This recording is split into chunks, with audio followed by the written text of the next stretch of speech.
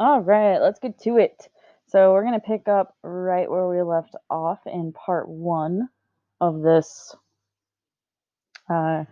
intro to central tendency with box plots, histograms, and dot plots. This is part 2.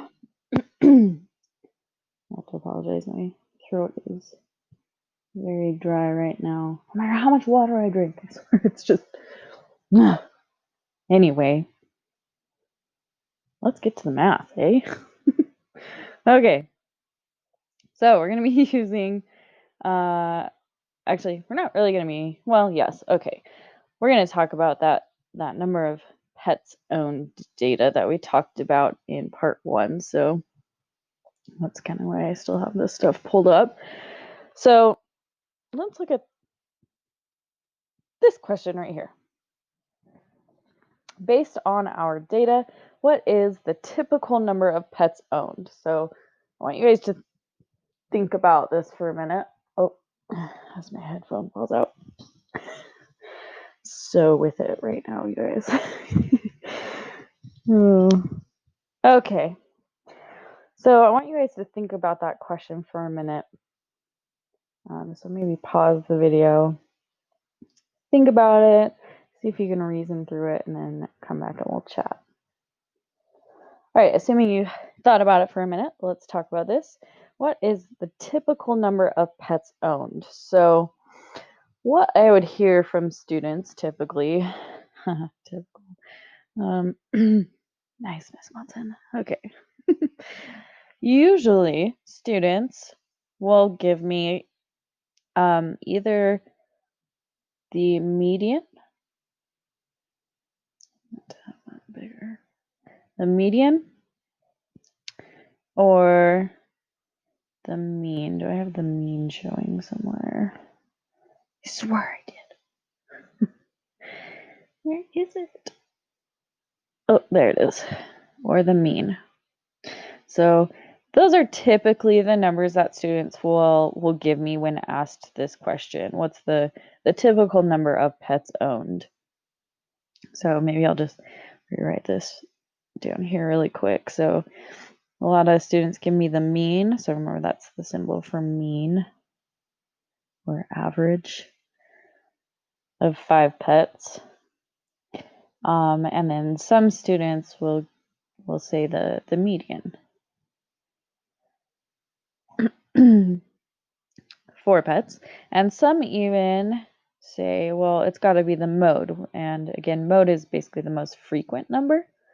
So in our case, let's look at our data over here. The most frequent number, or the one that occurs the most, would be one of these 2 numbers, right? They both have 3 of them. So it'd be 1 or 2 pets. Zoom back over here. 1 or 2. So those are typically the answers I would get with this question. What's the typical number of pets owned? I'm not actually going to answer your question yet. This question yet. I guess it's my question, not your question. I'm not going to answer it yet, but we will get to it, I promise you. And I'm going to explain it and why the answer varies over the next few slides. So we're going to talk about these lovely things called distributions. Okay. There are normal and skewed distributions. This is just a little Halloween pun for you. Since we usually call things normal distributions, paranormal distributions. Get it? I know, it was hilarious. Okay, let's talk about the word distribution real quick. Distribution, this might be a good thing to write down actually, distribution. Basically, it's just short for a probability distribution. It essentially shows the possible values for a variable and how often they occur. So good examples of different types of distributions would be basically what we've talked about so far. So dot plots, histograms, box plots, line graphs are thrown in there. So here would be an example of the line graph or box plot. our histograms, and our dot plots. So you'll notice that each of these shows some kind of like pattern like this, right? The box plot doesn't exactly look the same like this, but notice how this box is right in the center of our box plot. Okay, rather than, having like that be your box plot. Okay, so it's in the center there. Okay, so distributions. Those are different types of distributions. Now let's talk about normal and skewed distributions. So to do this, I want you guys to do a little exploring. So what you're going to do is take these three data sets. I probably should have just numbered these. Data set 1, data set 2, and data set 3. I want you to graph each of these. So you can do this. I would suggest doing it as a dot plot. Or you could even do it like a line graph. Either one of those I would suggest for this. Maybe practice your dot plots, since that's what we've been talking about. Okay, so once you've graphed each of those three data sets on different plots, so you're gonna have one dot plot for this one, one dot plot for this one, and one dot plot for this one. Once you have those three plots, I want you to calculate the median and the mean for each of those. So what's the median and what's the mean? Median, mean. Wish there was like a symbol for median. It's so much easier. So it's a median and mean for each of those, okay? Once you're done with that, I want you to think about what you see in those three plots and the differences between the medians and the means in each of those plots. So what do you notice? So maybe think about that for a minute after you do the graphs and find the median and mean, and then come back to the video. Okay, assuming you drew the plots and found the median and mean for each of those, and kind of thought about what you notice in those, I'm going to show you the sort of like a combination of a dot plot and a line graph for these. So these are the three data sets. So your graph should look something like this, something similar. Okay. So let's look at what we notice on the patterns here, maybe the similarities and differences between the patterns, maybe just like the visual pattern of it, right? Versus the actually looking at the mean and median for each of these, right? And how those affect this visual pattern. Okay, so let's take a look at that. What do we see? Well, let's maybe start with this top one. So you'll notice, see if I can get rid of all these pink things. Okay. So you'll notice on this one, the median and the mean are both 2. They're equal, right? And you'll notice that on our graph, we have this lovely like bell-shaped curve. Okay, that's a phrase you should become familiar with, bell curve. Okay, and before I get into what that means, let's compare it to the other graphs. Here our mean is 1.4, our median is 2. So our mean is less than, our mean is less than our median. And if we look at the visual, we have this weird like tail thing and then our bump. Okay. Whereas here, on this last one, our mean is greater than our median, right? Our mean is 2.8, our median is 2. Okay. And we have our bump thing first and then kind of a tail going off on the end. Okay. So let's compare these. And there's a few features that I'm going to kind of point out and label for you. This little trail off here is what we call the tail of the data distribution. So like right there would be the tail of the distribution. Here you could, I guess, say that there's two tails, small little tails. But the point is that they're equal, right? Whereas over here, this tail kind of tapers off there, where here it just kind of drops. Okay.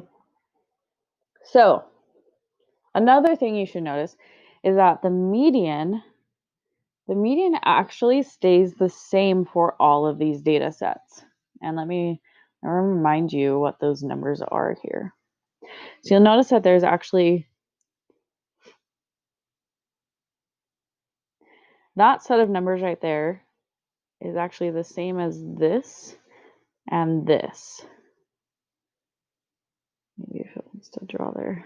Yep.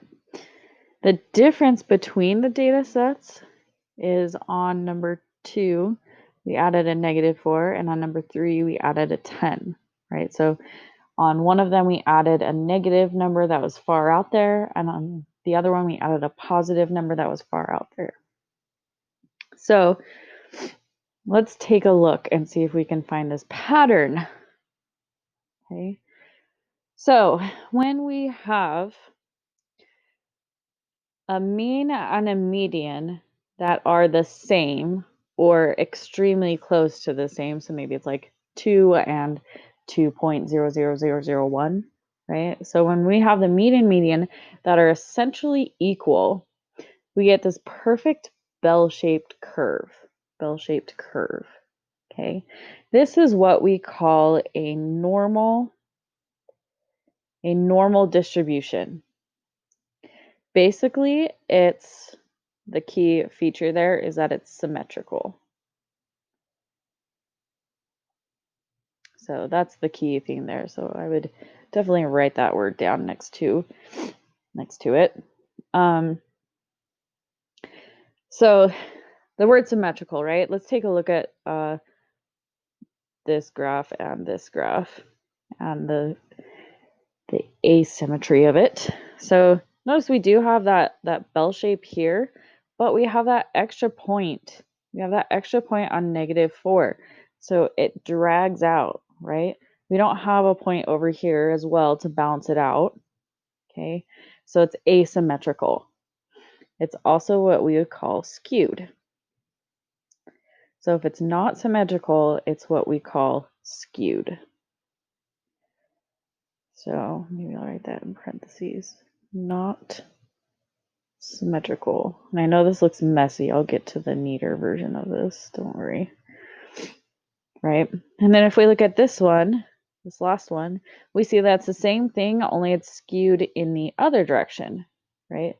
So the tail on this one is on the left side, or the negative side, and the tail on this one is on the positive side. Okay, so both of those are skewed. Skewed. Both skewed. They're not symmetrical like our first one.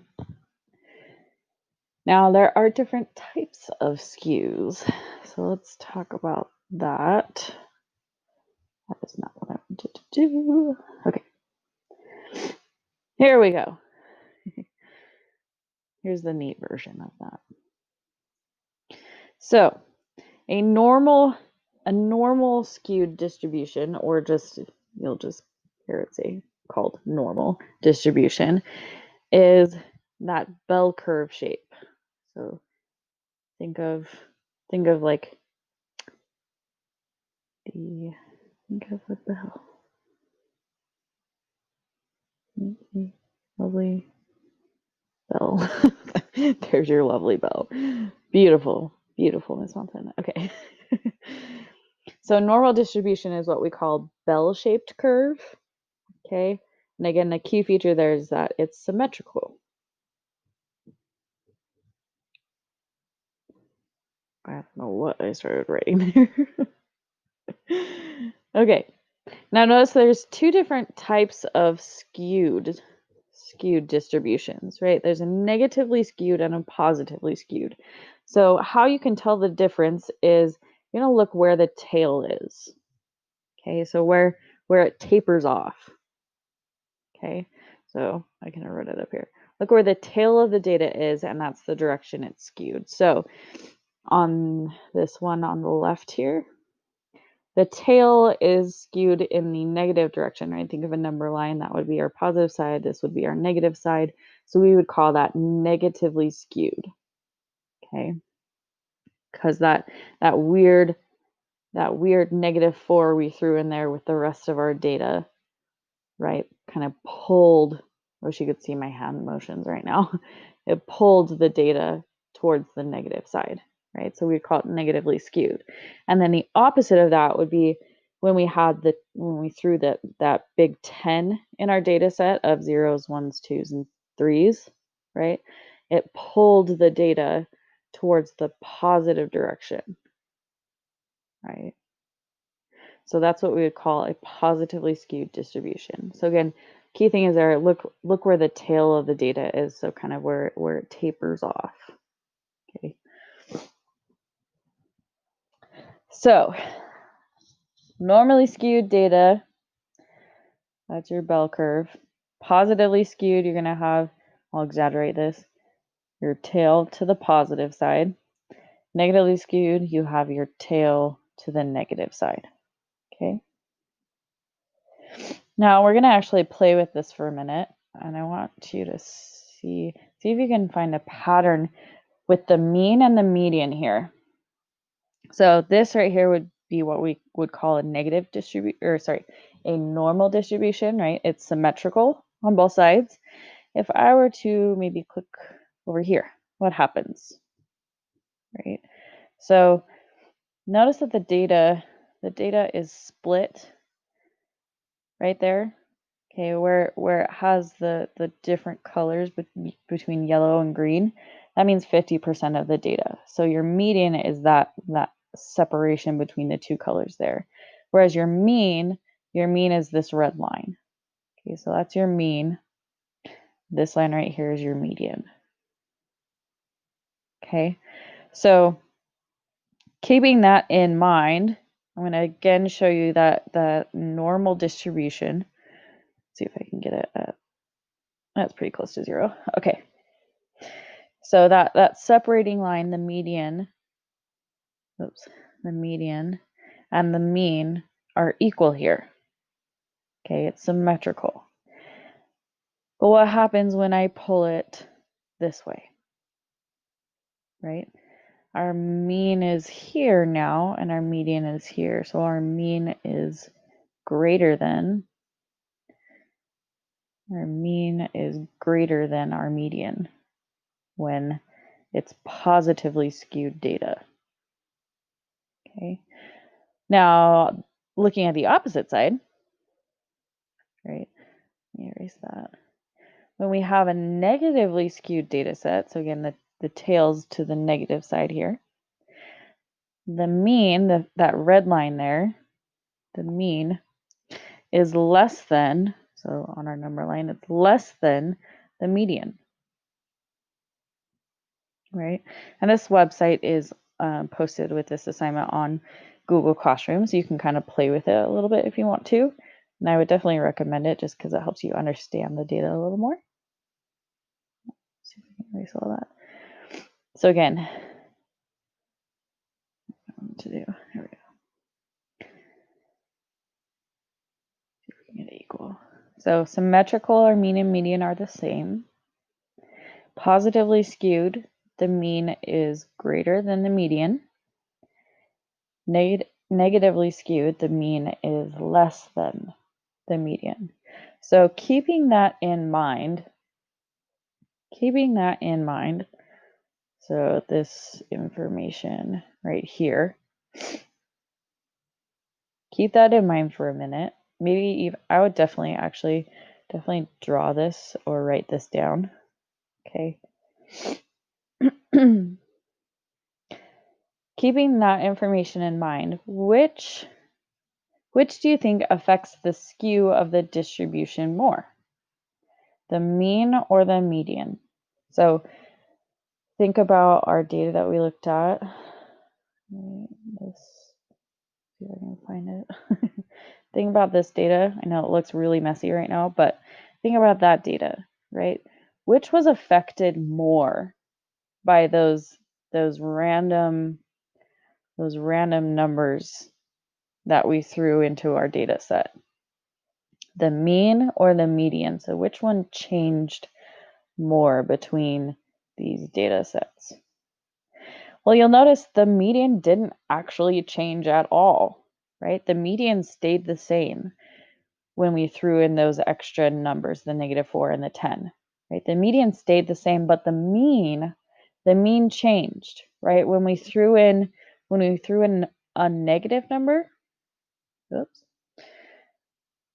when we threw in that -4 here, our data became negatively skewed and our mean dropped, it decreased, right?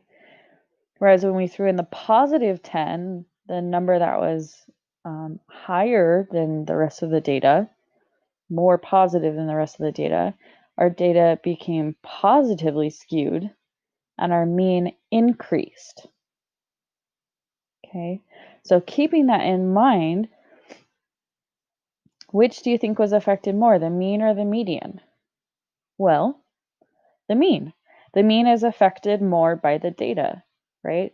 As we saw, the median stayed the same, but the mean was the one that changed. So when you have skewed sets of data, your mean is going to be different than your median, right? If they're equal, you're going to have a normal distribution, right? If the mean is less than the median, you will have a negatively skewed data set. And if the mean is greater than the median, you'll have a positively skewed data set. So that's a really, really super, super important concept right there. So make sure you understand it. If you're not with me, maybe watch that part of this video over again, or you can ask me some questions. Now, why are the mean and the median different? Right? Think about it. Right? If we have, I can't remember what numbers I used for that data set. Let's just look at it again. So why is the mean different than the median? Well, think about how we calculate. It's way too zoomed in. Think about how you calculate mean and median to answer that question, right? Why are the mean and median different? Well, the median is just the middle number, right? It's just the middle number. So if you have like a lot of 2s in your data set, like we did here, your median's not really going to change if you add one number, right? If you added a bunch of numbers, it's going to change, right? But the median is a lot harder to change than the mean, because the mean, we're actually using those extra numbers to find a new value, right? And the median is just the middle number, whereas the mean, I'm emphasizing this and repeating this so we get it. The mean, remember, we find the sum of all the data and divide it by the number of data points, right? So if you calculated your sum and then you threw in an extra -4, that's going to make your sum drop, right? Or if you throw in that positive 10, that's going to increase your sum by 10 points, right? It's significant, which is why the mean is affected more than the median. Okay, hopefully I'm making that pretty clear. Okay.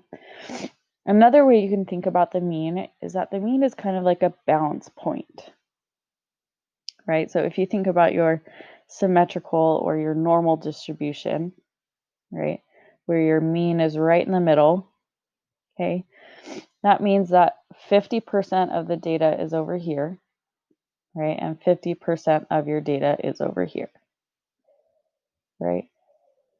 The same thing happens even if your data is skewed. So if you take a look at this example right here, right? If we were to just like draw our curve, right? You would think that if our mean is right here, it wouldn't really be balanced, right? This side would be a lot heavier. However, if you actually find the sum of those numbers, right? So if we find the sum of these, so we have 1 plus 2 plus 2 plus 2. Excuse me. And then we did the sum of these numbers. Or sorry, not the sum of the numbers. That's my bad. The sum of the difference between those numbers and the mean, right? So 2 is one distance, 1 unit away from the mean, right? So we would have 1 unit away, 1 unit away, 1 unit away from the mean. 1 would be 2 units away from the mean, right? So add all that distance up, and we get 5. And if you add the distance from the mean of 5, which is 2, and the distance from 6 to the mean is 3, add those up, you get 5. So there's the same amount of weight, I guess you could say, in this half of your data versus this half of your data. So the mean is basically your balance point, right? You're always going to have, if that's your mean, 50% is going to be over there, 50% over there. So hopefully this kind of brings you to new depths of knowledge with the mean rather than it just being the average of something, right? So if you still have questions on that, please let me know, because it's a super important concept, so I want to make sure everyone understands. Okay, now I want you to think about these questions, and you can write them down or just think about them. How many siblings do you have? How tall are you? And then if you were in class, I would ask you to measure the TV that's in the front of the class. Obviously, you can't do that because you're not in class if you're watching this. So you can kind of just forget about that one. But think about how many siblings do you have and how tall are you? So think about the answers to those questions. And now what I'm going to ask you regarding those questions is, can you assume that everyone interprets those survey questions the same? So this question and this question, right? For example, if I were to ask my husband this question, how many siblings do you have? He would say he has 3 siblings, right? But if you were to ask me that question, I would either want to clarify with you, or I would just answer one way or the other. But I have step siblings, right? So would I interpret that question differently based on that, right? Would I include my step siblings? Would I not include my step siblings? Does the question only want biological siblings, etc.? Right? So can we assume that everyone is interpreting these questions the same way? Or like, how tall are you? Right? So if I asked everyone to measure how tall I am, this mountain is, right? Would everyone give me the same answer? Well, probably not. Some people might do it in only inches. Some people might do it in feet and inches. Maybe someone wants to do it in centimeters or, there's different ways to answer these questions. Okay. So I want you to think about why would these measurements or these answers vary, and how could we get an accurate answer, right? And the biggest part and the hardest thing to do in statistics and with determining whether, specific articles that you read on like social media and stuff, the hardest thing to do is figure out if this data is reliable and valid. And yes, those are two different things. So let's talk about that for a second. Valid. Let's talk about the measurement thing for a second with valid. If I told you to measure how tall I am, right?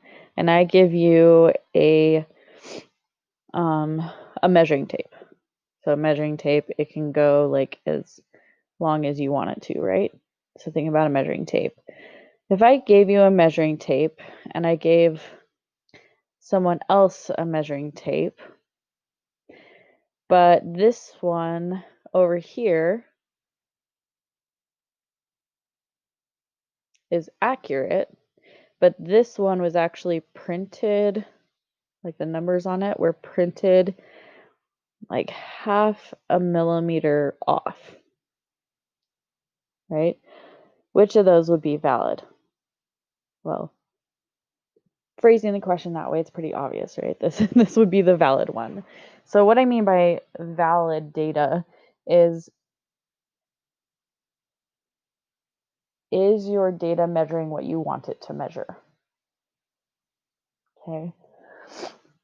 So if you were to ask me how many siblings do you have and you were only talking about biological siblings, well, I wouldn't know that if you didn't clarify, so you might not get valid information back, right? Reliable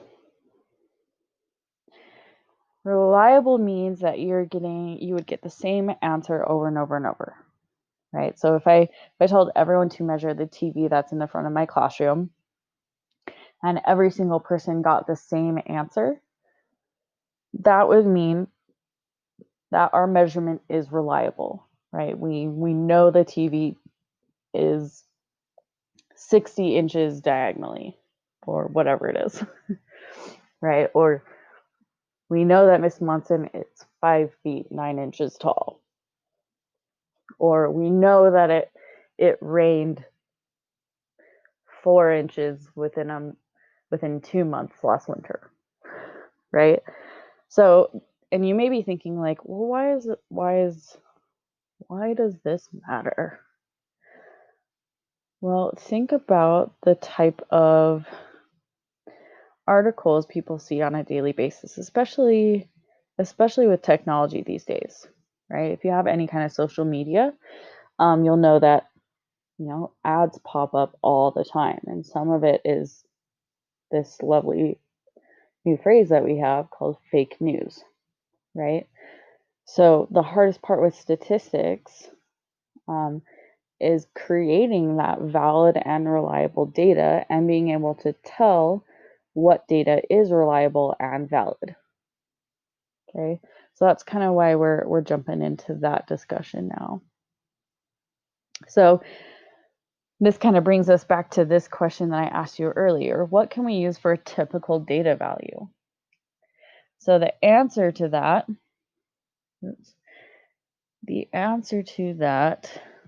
it does get pretty complicated, really, if you get into higher level statistics, but for now, this is a good rule of thumb.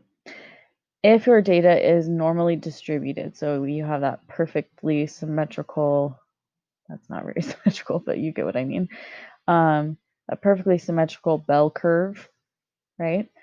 Then you would always use the mean as the typical value. So if I asked you,